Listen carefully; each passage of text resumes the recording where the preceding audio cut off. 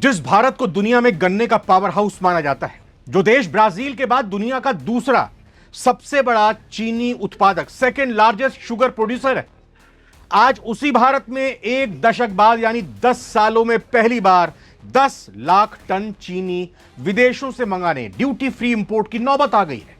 बाजार में चीनी के दाम अचानक 45 से 50 रुपए प्रति किलो के पार जाने लगे हैं, या यूं कहें कि आज तो दाम, जब हम ये वीडियो रिकॉर्ड कर रहे हैं, 70 रुपए किलो प्रति किलो तक चीनी के दाम पहुंच चुके हैं। सरकार ने जमाखोरी रोकने के लिए डीलर्स पर 15 दिन की सख्त स्टॉक लिमिट लगा दी है, लेकिन सवाल यह है कि आखिर देश में रातों रात चीनी की इतनी भारी किल्लत कैसे हो गई? क्या E20 पेट्रोल 20% इथेनॉल ब्लेंडिंग का सपना पूरा करने के चक्कर में हमने देश की फूड सिक्योरिटी और रसोई के बजट को दांव पर लगा दिया है? क्या चीनी ही नहीं बल्कि मक्का और टूटे चावल, ब्रोकन राइस को इथेनॉल में झोंकने से देश में खाने पीने की चीजें महंगी हो रही हैं? इथेनॉल बनता कैसे है? भारत सरकार जिस फैसले से करोड़ों डॉलर का कच्चा तेल बचाना चाहती थी, अब उसी के लिए 4000 करोड़ रुपए का नुकसान झेलकर चीनी आयात क्यों करनी पड़ रही है? आइए इस जटिल अर्थशास्त्र को बेहद आसान भाषा में समझते हैं कि हमें क्या सबक लेने चाहिए। नमस्कार, सारी दुनिया का वक्त, मैं रविंद्र आपके साथ। सबसे पहले ये जान लीजिए कि अचानक देश में चीनी की इतनी कमी क्यों हुई और सरकार को 10 लाख टन ड्यूटी फ्री चीनी मंगाने की इजाजत क्यों देनी पड़ी। 5 कारण है संकट के। पहला, कम बारिश और अल नीनो का असर पड़ा है। महाराष्ट्र, कर्नाटक, जो देश के 2 सबसे बड़े गन्ना उत्पादक राज्य हैं, वहां मतलब ये कहें कि असमान बारिश के कारण गन्ने की फसल को नुकसान पहुंचा, कम बारिश हुई है। दूसरा रीजन है इथेनॉल के लिए गन्ने का अत्यधिक डाइवर्जन, रूट डाइवर्ट कर दिया। पिछले 2-3 सालों में पेट्रोल में इथेनॉल मिलाने के लक्ष्य को हासिल करने के लिए गन्ने के रस, शुगर केन जूस और शीरे, बी हैवी मोलेसिस जिसको कहते हैं, उसे बड़े पैमाने पर इथेनॉल बनाने के लिए मोड़ दिया गया।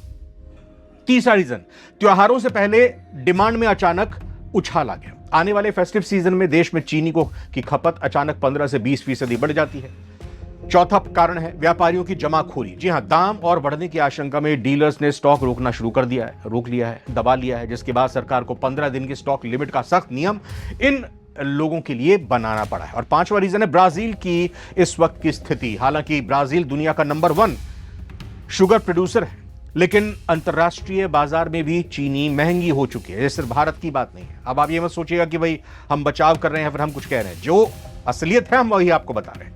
छठी बात, सरकार को डर है कि अगर वक्त रहते 10 लाख टन आयातित चीनी बाजार में नहीं उतारी गई, नहीं यहां बाजार में पहुंचाई गई, तो चीनी के दाम इस 70 रुपए प्रति किलो से भी और बढ़ सकते हैं। कहां तक जाएंगे नहीं पता, हम कोई कयास नहीं लगाएंगे। आजकल ये सवाल उठ रहा है कि क्या इथेनॉल सिर्फ गन्ने से ही बनता है? अब इसको समझें सरल भाषा में तो इथेनॉल एक तरह का अल्कोहल, बायोफ्यूल है, जिसे स्टार्च और शुगर वाले कृषि उत्पादों को फर्मेंटेशन करके बनाया जाता है। इथेनॉल कई तरह के एग्रीकल्चर फीड स्टॉक से बनाया जा सकता है, सिर्फ गन्ना नहीं, मक्के से ही बनाई जा सकती है। जी हाँ, मक्का, कॉर्न, भुट्टा जिसको कहते हैं। जी हाँ, आगे बढ़ते हैं। चावल से, गन्ना, चावल और सरप्लस ब्रोकन राइस, जो टूटा चावल होता है, उससे भी बन सकता है इथेनॉल। इसके अलावा बाकी और जो स्टार्च कंटेनिंग क्रॉप्स हैं और कुछ सेल्यूलोसिक फीड स्टॉक से भी इथेनॉल बनाया जा सकता है। भारत में पिछले कुछ समय में ग्रेन बेस्ड इथेनॉल का हिस्सा काफी बढ़ा है। जुलाई में जो फिगर्स आए हैं, आंकड़े आए हैं, उसके मुताबिक ग्रेन बेस्ड फीड स्टॉक से करीब 76% मासिक इथेनॉल सप्लाई आई थी, जबकि शुगर केन बेस्ड, जी हां आगे बढ़ते हैं, शुगर केन बेस्ड सप्लाई का हिस्सा घटा था।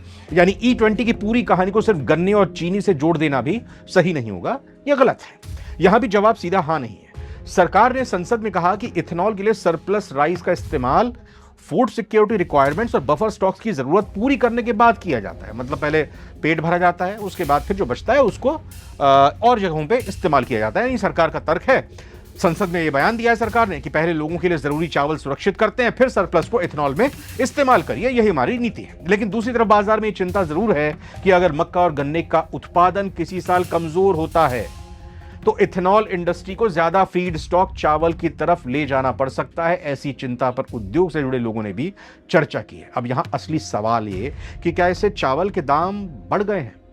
अभी जो उपलब्ध सरकारी प्राइस डेटा है उसको देखें तो 20 अगस्त को अखिल भारतीय औसत रिटेल प्राइस करीब 45.8 यानी 45 रुपये 80 पैसे प्रति किलो के हिसाब से था, जो एक महीने पहले करीब 44 रुपये 58 पैसे था। ब्रोकन राइस करीब 33 रुपये 46 पैसे प्रति किलो था। यानी चावल में कुछ बढ़ोतरी जरूर हुई है, लेकिन उपलब्ध आंकड़ों से यह साबित नहीं हो जाता कि इथेनॉल के कारण चावल में वैसी ही कीमतों की आग लगी है जैसी चीनी में दिखाई दे रही है। मक्का इथेनॉल के लिए बहुत महत्वपूर्ण फीड स्टॉक बन चुका है, लेकिन यहां भी कहानी डिमांड बनाम सप्लाई की है। अगर इथेनॉल इंडस्ट्री मक्का खरीदती है तो वो फीड स्टॉक की मांग को बढ़ाती है। अगर उसी समय पोल्ट्री इंडस्ट्री, स्टार्च इंडस्ट्री और दूसरी इंडस्ट्रीज जिनकी मक्का की जरूरत पड़ती है वो अगर डिमांड करती हैं, उनकी डिमांड बढ़ती है, तो कीमत पर यानी प्राइस पर असर पड़ेगा, प्रेशर पड़ेगा, यानी महंगी हो जाएंगी चीजें। इसीलिए इथेनॉल पॉलिसी का असर सिर्फ पेट्रोल पंप तक सीमित नहीं है, यह कृषि बाजार तक जाता है। लेकिन इसका मतलब ये नहीं कि हर कमोडिटी की कीमत बढ़ने के लिए इथेनॉल को जिम्मेदार ठहरा दिया जाए। गुणवत्ता की बात करें तो गन्ने के रस से बनने वाला इथेनॉल सबसे शुद्ध और उच्च ऑक्टेन रेटिंग का होता है, जो गाड़ियों के इंजन के लिए बेहतरीन माना जाता है। हाँ, शिकायतें आ रही हैं, वो अलग बात है। लेकिन जब गन्ने से चीनी बनाने के बजाय इथेनॉल बनाया जाने लगे तो चीनी का उत्पादन घट गया है। इथेनॉल का यह गणित केवल चीनी तक सीमित नहीं है। जब गन्ने से इथेनॉल की आपूर्ति कम पड़ने लगी तो सरकार ने ग्रेन बेस्ड इथेनॉल यानी अनाज से इथेनॉल बनाने को बढ़ावा दिया। इसके लिए FCI, food corporation of India के गोदामों से टूटा हुआ चावल, मक्का इथेनॉल डिस्टिलरीज को दिया जाने लगा। बनाइए भाई, इससे इसका साइड इफेक्ट हुआ। साइड इफेक्ट यह हुआ कि चावल की महंगाई बढ़ी। जब टूटे चावल को इथेनॉल बनाने में भेजा गया तो पशुओं के चारे, पोल्ट्री फीड और ग्रामीण इलाकों में खाए जाने वाले सस्ते चावल की किल्लत हो गई।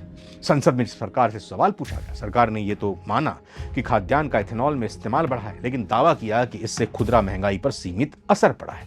मक्के के दाम में उछाल आ गया। मक्के का इस्तेमाल मुर्गियों और मवेशियों के दाने में होता है। डिस्टिलरीज द्वारा भारी मात्रा में मक्का खरीदे जाने से पोल्ट्री इंडस्ट्री में मक्के के दाम 25 से 30% तक बढ़ गए, जिससे अंडा और चिकन भी महंगा होने लगा। यानी इथेनॉल का चक्रव्यूह अब चीनी से निकलकर चावल, मक्के और पशु चारे तक फैल चुका है। आइए अब एक नजर डालते हैं कि हमारे पड़ोसियों का क्या हाल है। अब आप कहेंगे पहले अपना हाल देख लो, पड़ोसियों के पीछे क्यों बढ़े। लेकिन फिर भी जैसे हमने कहा कि दुनिया भर में क्या हाल है, तो पड़ोसी का हाल देखते हैं। अब पड़ोसी पाकिस्तान की बात करते हैं। पाकिस्तान में चीनी का क्या रेट है। पाकिस्तान में बदहाल अर्थव्यवस्था और मुद्रास्फीति के कारण चीनी 140-160 रुपये पाकिस्तानी रुपये 1 किलो के हिसाब से बिक रही है। भारतीय रुपए में हिसाब लगाएं तो ये लगभग 45-50 रुपए के आसपास बैठता है।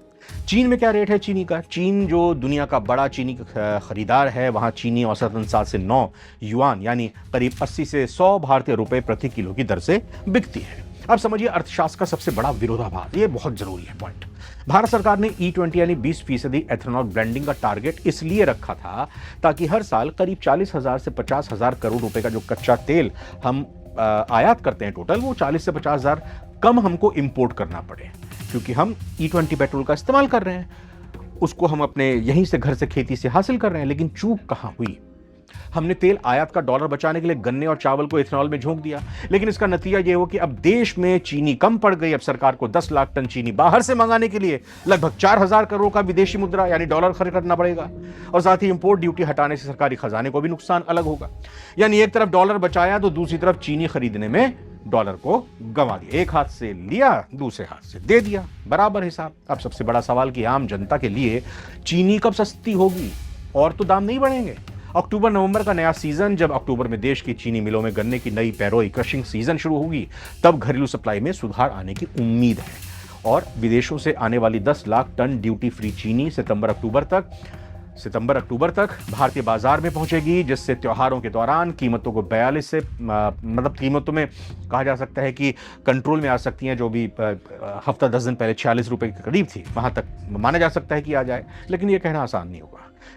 सरकार ने फिलहाल आगे बढ़े गन्ने के सीधे रस से इथेनॉल बनाने पर आंशिक रोक और सीमाएं लगा दी हैं, ताकि पहले देश की चीनी की जरूरत पूरी हो सके। क्लाइमेट चेंज के इस दौर में बायोफ्यूल और फूड सिक्योरिटी के बीच एक मजबूत संतुलन बनता हुआ दिखाई दे रहा है, और उसको बनाना जरूरी है। हम गाड़ियों का पेट भरने के लिए इंसानों की थाली से भोजन छीनने का जोखिम नहीं उठा सके। इथेनॉल जरूर बनाइए, लेकिन खाद्य फसलों से नहीं, बल्कि कृषि कचरे और 2G टेक्नोलॉजी से।